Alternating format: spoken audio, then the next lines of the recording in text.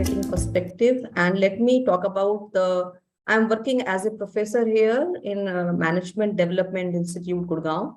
I'm in the area of strategy and general management, and I take care of communication domain. Now, why did I take this topic, neuromarketing? Because of my interest nowadays in this NLP. NLP is the science of, it's called neuro-linguistic programming. And we want to study the body language, how body language of a person can make us understand the attitude of that person. Through body language, we can understand the attitude. And that is how my interest was there in this neuro marketing perspective. Let me go through this. Is this okay? Yeah. So 21st century, why do we say this neuro marketing important? Because VUCA word is there and so many brands are competing.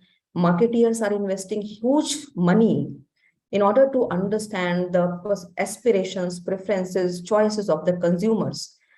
And therefore, just relying on conventional marketing techniques may not be enough, because the marketplace is very, very cluttered and different brands are competing with each other. So is there a possibility that marketeers can formulate an effective advertising strategy? And this can help neuromarketing. I started with this idea that neuromarketing can really help them in understanding consumers' choices and aspirations. On the other hand, if we talk about, the consumers' perceptions, consumers also, whenever they make any decision, their purchase decisions are based on unconscious process. So on the one hand, marketeers are there, they are investing huge amount of money. On the other hand, consumers, their perceptions are different, their aspirations are different, and most of these decisions are governed by unconscious process. So there is somewhere a gap between the perception of marketeers and consumers. And that is why the relevance of neuromarketing. Because most human brain activity appears to be irrational and purchase decisions are generally governed on unconscious and subconscious process. And therefore, it is important for the advertisers, for the marketeers, when they launch their products, or even when they go for advertising campaign, that they understand the subtle cognitive and emotional aspiration of human mind. And therefore, just relying on traditional research methods to collect information may not help, but they can adopt a more objective and scientific method of neuromarketing, and they can collect some kind of data from consumers. So they should focus on that, this science, and this is an art as well as science. So neuromarketing can help. If we compare neuromarketing and we talk about traditional marketing research, these tools were very, very, in a way, quantitative methods are there, qualitative methods, quantitative methods, we all know survey methods are there, focus group discussions, interviews, but these are primarily self-reported, and there can be some disadvantage because sometimes the target audience may not go for proper articulation, or other times the responses may be somehow biased. But this neuromarketing, this can be something where objectivity is there, because this is based on science. So how do we define and when did it start? In fact, in literature, if we go back to the literature, the first study that was done in 2002, but as a term, this was started somewhere in 1980 or 1990, but this was defined as a subset of neuroeconomics, where the objective is to solve marketing problems through knowledge and methods of brain research.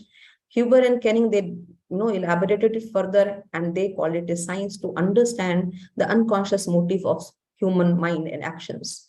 So this is how the role of, because emotions are very important in decision making, and therefore the research, some research has been done where through neuromarketing we can predict the mind or the intentions, unconscious intentions of the consumers. So this is how some literature is available. If we talk about neuromarketing, different techniques are there. Some techniques are very complicated, complex techniques, higher order, EEG, MEG, TMS, where we put the subject under these, and based on the electric and magnetic changes in the brain, we understand what kind of brain activity is going on. And since the right side of the brain is controlled by emotions and left side based on logic, and that is how, based on this the respective part of the human mind. Investigators, they come out with some ideas, okay, this part, and therefore whether the subject is being controlled by emotional aspect or by logical aspect. So there are so many techniques. These are called the first level, PET, fMRI, biometrics. These are indirect measurement techniques where the changes are measured based on the changes in the metabolic process, such as consumption of energy, loss of oxygen, or glucose. So there are some techniques, even biometric techniques are there. For example, through monitoring of eye movement, what kind of attention is there, eye gaze is there, whether I'm sweating or not, what kind of attention span is there. So this is how, neuromarketing methods are there. And why the need is, I went back to all these advertising, campaigns. I realized in literature, when I searched all these literature advertising campaigns, marketing campaigns, I realized there have been successful advertising campaigns and there are not so successful. So one such as Gillette, for example, at the time when they started early 20s, women, they were not supposed to go for body shaving. But Gillette, they created that body shaver for women. And that is how gradually working on the feeling of fear, shame, isolation, gradually the entire industry was created. And Gillette emerged as one of the fastest growing women personal hygiene care. So they could understand the emotions, they could understand, or they can manipulate also sometimes. It's not just understanding, it's just manipulating sometimes also. And, they came out with this industry and they earned a lot of profit. Similarly, we know that diamond is forever given by this company, De Beers. And when they started long back, in fact, there was a huge discovery of diamonds in South Africa, and they stockpile all these diamonds. Now they started controlling the supply and demand, and they started manipulating the markets, and they came out with this campaign, a diamond is forever. And now these 4 words, a diamond is forever, these have become in fact iconic, and diamond has now become a symbol of wealth, power, and ultimate love. And you cannot think of any engagement now happening without that engagement ring. So they worked on a new marketing strategy. Instead of marketing the product, they marketed the value. That is how they could understand, or I would like to use the word, although I have not mentioned this word anywhere, it's not just understanding the emotions, but manipulating the human mind also. So that is how, and emotions, controlling the emotions. There have been some failed campaigns where the marketeers, they could not understand the perceptions and the emotions of the target audience. So when the Coke, they started in 1985, just because they were competing against Pepsi, they changed the formula, and this formula, this taste was not liked by people. They started revolting, so much of revolt and so much of, that campaign started, and ultimately they had to, and this was called the worst blunders of advertising history. They did not withdraw that product, but ultimately they created both the products side by side. Similar, this simple thing, simple advertisement, which Starbucks created, and they talked about collapse into the cool. And this is how the simple picture of 2 cups, 2 glasses rather, side by side, a few butterflies, insects here and there. And the word collapse was not taken lightly by people because it reminded people of 1911. So that is how we say emotions. It's very important to understand the emotions of marketeers, and now neuromarketing technique can be used. And that was my initial start. This is how I started with this study, that let me explore the possibility. A few studies have been done in international context, but as of now, I don't find any good study in Indian context. So this is how I realized the perfect example why any advertisement or campaign can be misinterpreted, despite the fact that marketeers generally, they try to make themselves aware of the ethos, the context, the culture. But despite the fact, many things go wrong. And if there is a particular scientific objective method through which we can get the feedback of the target audience. So this is how the perception to study, the objective was to study the perception of marketeers in India. What is their take on this concept of neuromarketing? Would they like to apply this concept? So I went for grounded theory. because generally grounded theory, when this is an unexplored phenomenon, and in-depth analysis of phenomenon. So that is how I started working on grounded theory. Initially, I contacted 24 middle to senior level executives working in marketing area in NCR region. In NCR region, this is close to Delhi, and this is the representative of the working population from different states, because people from different states, they work here. So this can be taken as a representative sample of the entire country. Convenience sampling, of course, and work years experience, total work year experience was 7 to 20 plus year. Face-to-face interviews I started contacting, but after 19 interview, I stopped data collection because theoretical saturation was reached, and each face-to-face interview lasted between 40 to 60 minutes.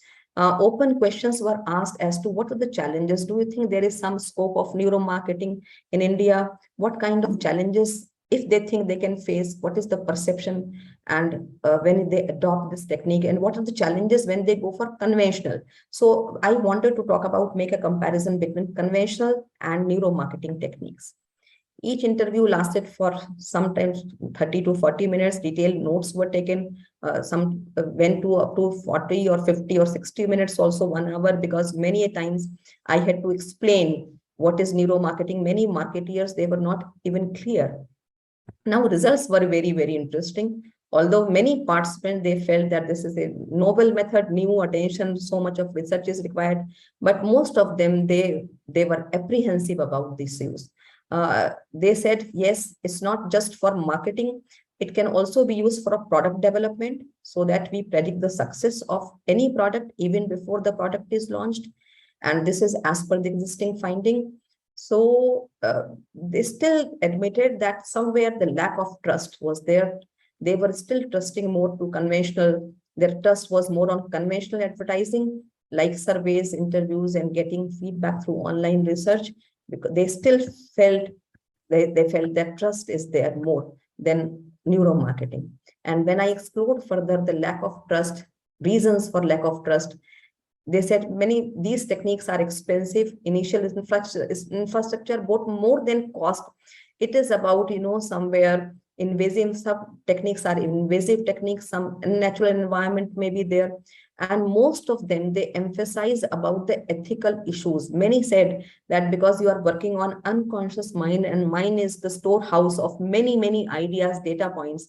And when you are trying to get some data, chances are that you can manipulate the data also is stored in human memory. And this data can be misused by the advertising agencies. So many of these, marketeers, there were apprehensive, lack of trust, transparency issues were there, and reliability of such methods. And this is as per existing research. There was a research conducted where the salmon, that was, it showed some differences, and it highlighted the importance of this neuromarketing technique. But later on, it was realized that salmon was dead.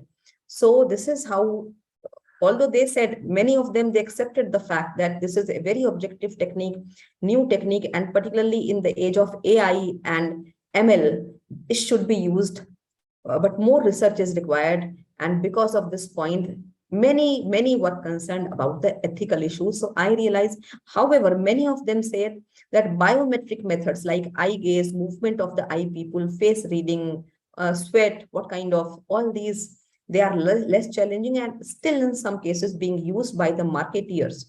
So experiments are also being conducted by monitoring heart rate, blood pressure, glucose level. So all these techniques are being used by the marketeers, but in a very limited way.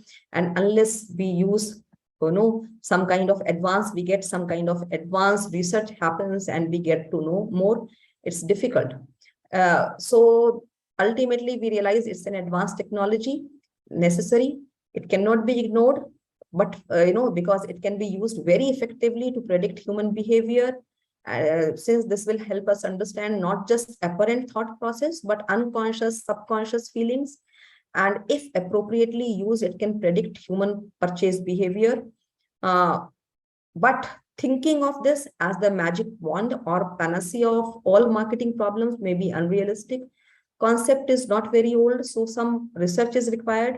And this is not an alternative to conventional marketing, but complementary. So both techniques traditional, conventional, as well as neuromarketing should be used simultaneously. If at all some policy regulations, most of them they talked about this, that as of now in India, we have to come out with strong, strict policy regulations also. In the absence of a strong policy, somewhere the transparency can be compromised. Transparency related to data and ethical issues can be there. So research, this is unique because for the first time, an exploratory study was done in Indian advertising context, one of the few empirical exploratory studies. From a practitioner's perspective, the findings have major implications. Marketeers can leverage by deriving value both from combining some of the neuromarketing techniques like biometric analysis and with some existing conventional techniques. Future research, some models are there, theoretical models which can be used. However, one very important, that more experimental research should be conducted. Unless we go for some experimental research, it's very, very difficult to come out with something concrete. And these are the references that I used in my study. Thank you. That's all from my side. Any question you want to ask?